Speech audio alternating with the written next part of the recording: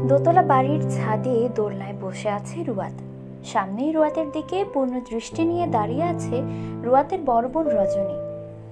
গ্রীষ্মের প্রচণ্ড রোদ। বাংলা বর্ষপঞ্জি অনুযায়ী প্রথম 2 মাস বৈশাখ ও জ্যৈষ্ঠ জুড়ে গ্রীষ্মকাল। এ সময় সূর্যের প্রচণ্ড তাপে উত্তপ্ত হয়ে ওঠে ভূমি। এই প্রচণ্ড রোদে রুয়াতকে ঠায় দোলনায় বসে থাকতে দেখে এবার অনেকটাই বিরক্তি নিয়ে রজনী শুধালো, আর কতক্ষণ এভাবে বসে থাকবি রুয়াত? শরীরের স্কিন টোন তো পাতিলের তলার মতো হয়ে যাবে। সামনেই তো বিয়ে তোর। এভাবে রোদে বসে থাকলে ট্রাস্ট মি, বিয়ের দিন তোকে বাজে দেখাবে। রুয়াত সরু চোখে তাকালো বোনের দিকে। রজনীর চোখ মুখ কুঁচকে আছে রোদের মধ্যে দাঁড়িয়ে থাকার কারণে। তোমার সমস্যা হলে তুমি রুমে যাও আপু, আমি ভাবছি কিছু। কি এমন ভাবছিস রোদে বসে? আমাকেও বল দেখি। শুনে কি হবে তোমার? তুমি কি পারবে আমাকে হেল্প করতে? রজনী রুয়াতের পাশে দোলনায় বসে রুয়াতকে এক হাত দিয়ে জড়িয়ে ধরে বলেই দেখ, হেল্প করলেও তো করতে পারি। রুয়াত সোজা হয়ে বসলো। বেশ তো, তাহলে আমাকে আমার বিয়ে ভাঙার টিপস দাও। রজনী সহসা ছেড়ে দিল রুয়াতকে। অবাকের ন্যায় বলল, কি মাথা ঠিক আছে তোর? আমার মাথা ঠিকই আছে আপু, তোমাদের মাথা ঠিক নেই। তোমরা কি করে ওনার সাথে আমার বিয়ে ঠিক করতে পারো? রজনী ভ্রু কুঁচকালো। ওনার সাথে মানে? তোমাকে বলেছিলাম না আমার ভার্সিটির অ্যাকাউন্ট ডিপার্টমেন্টের সাফায়েত ইমতিয়াজের কথা? হ্যাঁ, যে তোকে প্রায় এক গাদা হোমওয়ার্ক দিত। ইয়েস, জানিস ইনি কে? কেবলই তো বললাম সে কে। আমার সাথে যা বিয়ে ঠিক হয়েছে চিনিস তাকে? দেখেছিস তাকে? দেখিনি, চিনিও না। শুধু জানি বাবার কোন বন্ধুর ছেলে সে। নোয়াস না কি যেন নাম। সাফায়াত ইমতিয়াজ নোয়াস সে। নামটা সম্পূর্ণ মস্তিষ্কে না ঢুকিয়েই রজনী বলে ওঠে, ওহ। পরক্ষণেই বিশ্ব নিয়ে বলে, সাফায়াত ইমতিয়াজি নোয়াস। রুয়াত উপর নিচ মাথা ঝাঁকায়। তো এখন কি করতে চাইছিস? রুয়াত বসা থেকে উঠে দাঁড়ালো। বিয়েটা ভাঙতে। মনে হয় না পারবি বিয়েটা ভাঙতে রুয়াত। এমনটা মনে হলো কেন? কারণ অলরেডি নোয়াসকে বাবার পছন্দ। সেখানে তুই গিয়ে কি বলবি বিয়ে ভাঙার জন্য? যথার্থ কারণ আছে তোর কাছে বিয়েটা ভাঙার জন্য? অবশ্যই কারণ আছে আমার কাছে বিয়ে ভাঙার। কি কারণ আছে তোর কাছে? এই যে আমরা টিচার স্টুডেন্ট, এটাই কি যথেষ্ট না বিয়ে ভাঙার জন্য? রজনী ঠোঁট টিপে বলে, হ্যাঁ যথেষ্ট, এর থেকেও বেশি। যা বাবাকে গিয়ে বল। হ্যাঁ, এক্ষুনি যাচ্ছি। কথাটা বলে রুয়াত ছাদ থেকে নেমে গেল। সিঁড়ি দিয়ে নামতে নামতে মনে মনে সব কথার লাইনগুলো সাজিয়ে নিল। বাবাকে ঠান্ডা মস্তিষ্কে বোঝাতে হবে। কথাগুলো সাজাতে সাজাতেই কবির শিকদারের রুমের সামনে এসে দাঁড়ায় রুয়াত। লম্বা করে আগে শ্বাস ফেলে নেয়। তারপর একটু দরজার সামনেই পায়চারি করে রুমের দরজায় কড়া নেড়ে বলে, আব্বু আছো? ভেতরে আসবো? কবির শিকদার রেডি হচ্ছিল রুমে। ছোট মেয়ের কণ্ঠস্বর শুনে বলে, হ্যাঁ আছি, ভেতরে আসো। রুয়াত রুমে ঢুকে কবির শিকদারের থেকে কিছুটা দূরে বিছানায় বসে। কিছু বলবে? রুয়াত উপর নিচ মাথা ঝাঁকালো। বলো তাহলে কি বলতে চাও? রুয়াত তার শুকনো ঠোঁট জিহ্বা দিয়ে ভিজিয়ে নেয়। তার কণ্ঠনালী কেঁপে উঠছে। আসলে আব্বু, আমি এই নাও তোমার চা। চায়ের কাপ নিয়ে রুমে প্রবেশ করতে করতে কথাটা বলে ওঠে সামিরা শিকদার। মেয়েকে নিজের রুমে দেখে সামিরা শিকদার চায়ের কাপ স্বামীর হাতে দিয়ে মেয়ের দিকে তাকিয়ে বলে, তুই এখানে? কোনো দরকার? রুয়াত আশাহত হলো। তার মা আর একটু পর চাটা নিয়ে আসলে কি হতো? আমি একটা কথা বলতে চাই মা, বাবাকে। কি কথা? আসলে তোমরা আমার বিয়েটা যার সাথে ঠিক করেছো সে হচ্ছে আমার ভার্সিটির শিক্ষক সাফায়েত, ইমতিয়াজ, নোয়াস। কবির শিকদার তড়িৎ গতিতে মেয়ের পানি তাকালো, অবাকের সুরে বলল, নোয়াস তোমার ভার্সিটি শিক্ষক? হ্যাঁ। মুখে হাসি ফুটে উঠল কবির শিকদারের। তোমার ক্লাস নেয় নোয়াস? হ্যাঁ। অ্যাকাউন্ট ডিপার্টমেন্টের?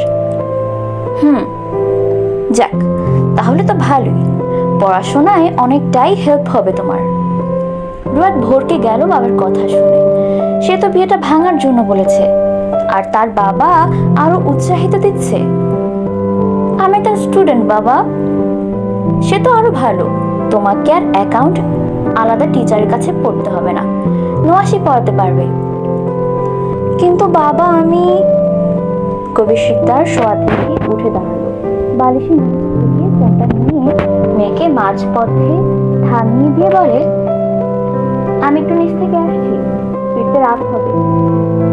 কবির শিকদার চলে গেল। রুয়াদ বাবার যাওয়ার পানে তাকিয়ে রইল। সামিরা শিকদার বিছানায় আয়েশ করে বসে বলে, যাওয়ার সময় কাপটা নিয়ে যাস তো। রুয়াদ তাকালো মায়ের দিকে, কিছুক্ষণ চুপ থেকে বলল, মা, আমি স্যারকে বিয়ে করতে চাই না। সামিরা শিকদার ভ্রু কুঁচকাল। কেন? উনি আমার স্যার। তাতে কি? তাতে কি মানে? আমি স্যারকে বিয়ে করতে চাই না? তাহলে কি রিক্সাওয়ালা খুঁজে বিয়ে দেব? রিক্সাওয়ালাকে কেন টানছো তুমি? বিয়েটাকে ভাঙা যায় না? বিয়ে ভাঙার মতো তো তেমন কিছু দেখছি না আমি। বাট আমি তো রাজি না। কোনো মেয়ে বা বিয়ের সময় রাজি থাকে?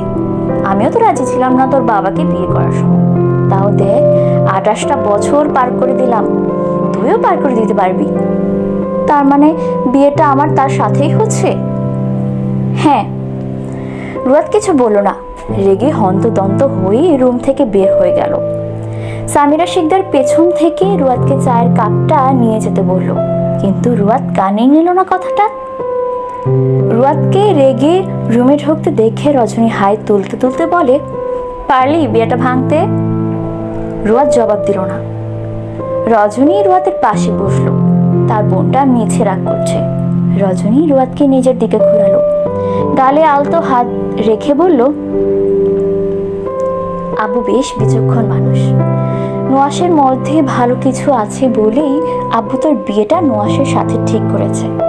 বাবা মারা ছেলে মেয়েদের অসুখী রাখবে এমন জায়গায় নিশ্চয় বিয়ে দেয় না। আর আব্বুর বিরুদ্ধে গিয়ে কিছু করলে তার ফলাফল কি হয় তা নিশ্চয়ই আমাকে দেখে বুঝতে পারছিস।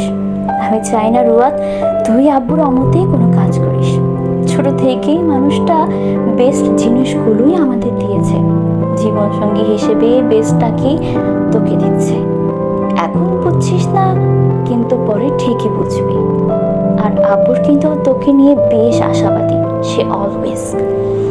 সো সে অসন্তুষ্ট হবে এমন কাজ করিস না বোন। রুয়াদ রেগে থাকলেও বোনের কথাগুলো কানে আসতেই শান্ত চোখে তাকালো বোনের দিকে। কেমন বুকটা দুমড়ে মুচড়ে উঠছে রুয়াদের।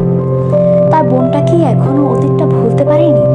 এখনো কি মাঝরাতে উঠে কান্না করে? আলাদা রুম হওয়ায় এখন আর বোনের কান্নার সঙ্গী হতে পারে না রুয়াদ।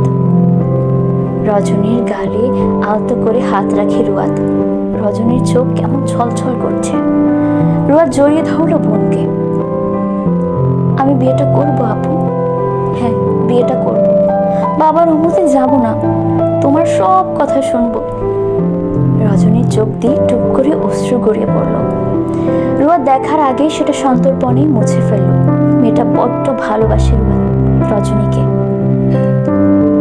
চোখের জলটুকু দেখলে তার চোখ দিয়েও গড়াবে অশ্রু। রজনী রুয়াদের থেকে নিজেকে ছাড়িয়ে হাসার চেষ্টা করে বলে, গোসল করে ফ্রেশ হয়ে আয়, দুপুরে খাবার খেতে হবে তো নাকি? রুয়াদ বোনের দিকে নিষ্পলক তাকিয়ে থেকে আলমারি থেকে ড্রেস নিয়ে ওয়াশরুমে চলে যায়। রজনী লম্বা শ্বাস ফেলে। চাইলেও কি আর অতীত একেবারেই নিঃশেষ করে মুছে ফেলা যায়? না, স্মৃতি থেকে যায়। তারপর বসা থেকে উঠে খাবার আনতে চলে যায়।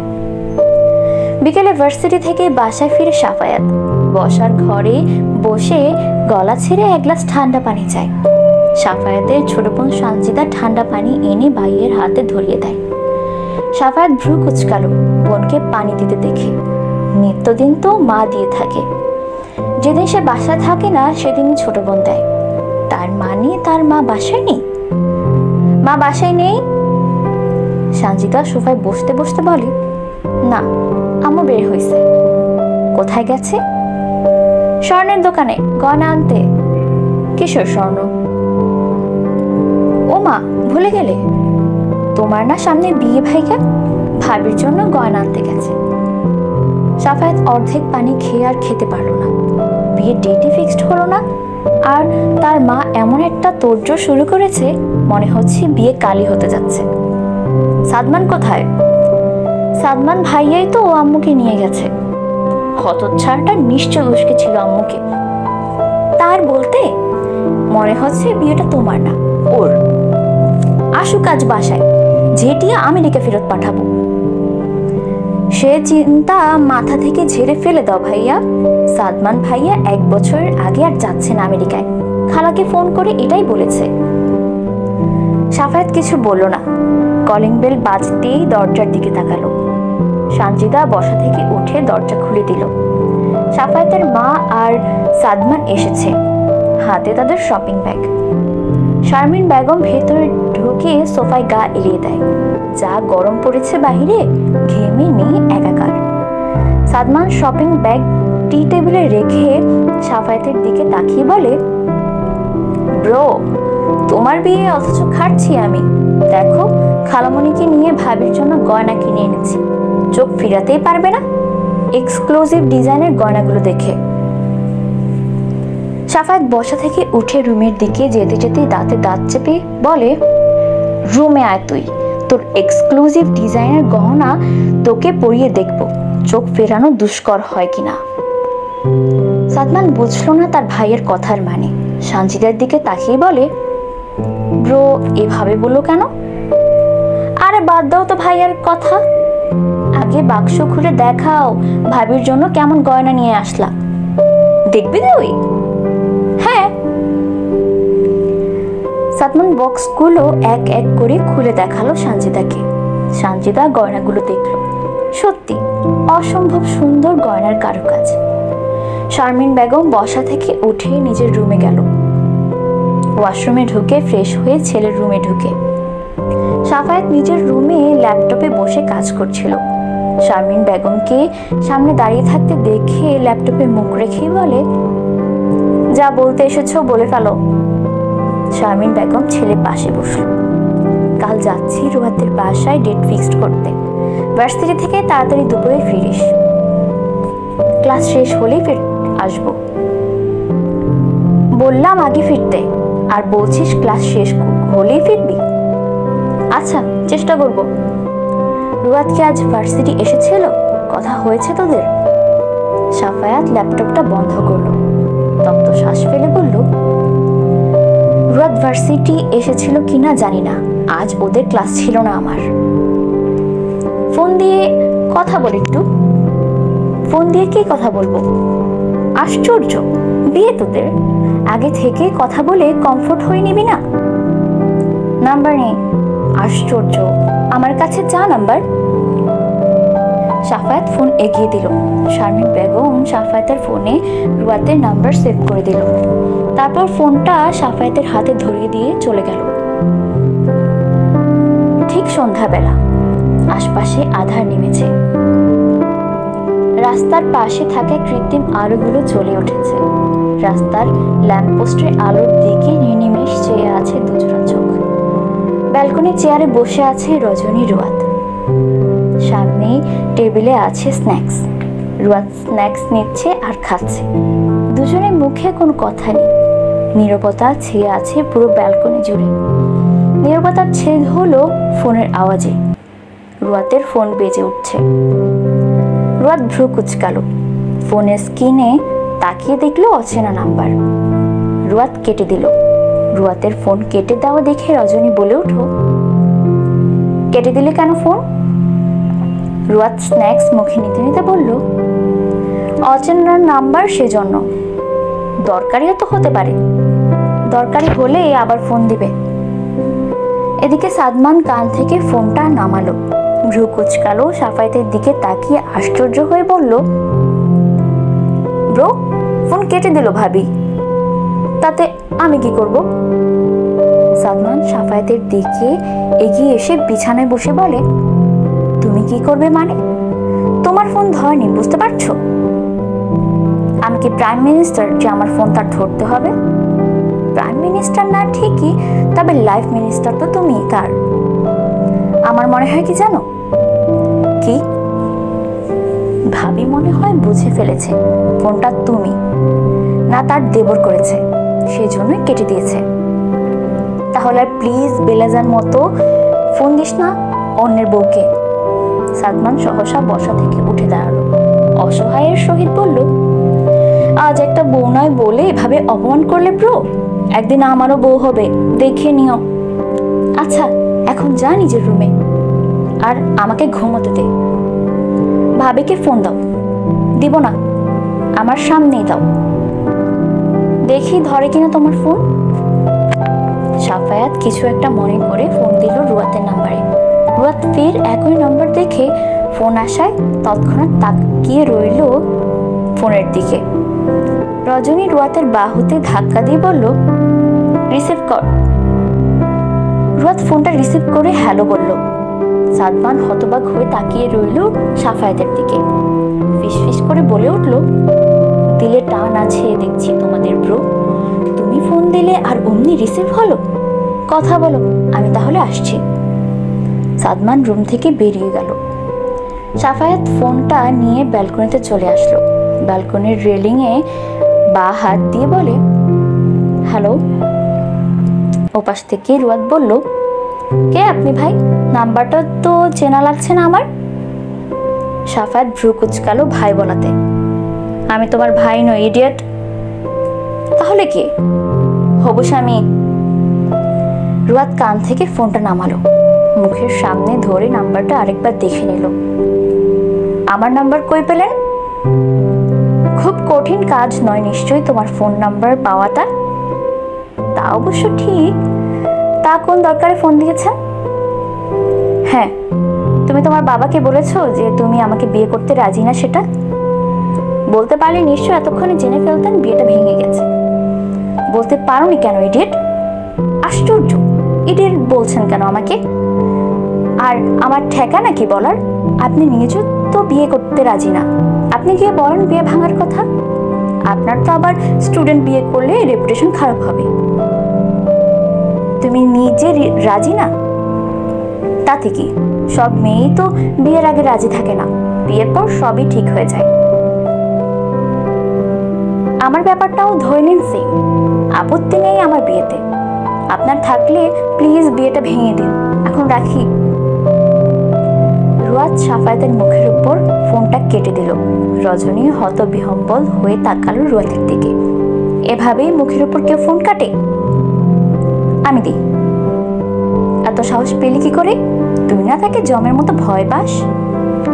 রুয়াত চোখ ছোট ছোট করে তাকিয়ে 32 পাটি দাঁত বের করে হেসে বলে, ওটা সামনাসামনি আর ক্লাসিক। এমনি ফোনের ভেতরে আমি তার 14 গোষ্ঠীও উদ্ধার করে দিতে পারবো। আমি ফোনের ভেতর বেশ অনেকটাই সাহসী ব্রেভ গার্ল। এদিকে সাফায়েত ফোনের দিকে চোখ মুখ শক্ত করে তাকিয়ে আছে। কত বড় সাহস, তার মুখের উপর ফোন কেটে দেয়। তার সাথে কি সে প্রেমের আলাপ করার জন্য ফোন দিয়েছিল? না, সাফায়েত ইমতিয়াজ নওয়াজ এই মেয়েকে দেখে নেবে, ভার্সিটি, বাসা, রুমে, বাইরে সব জায়গায় অতিষ্ঠ করে ছাড়বে।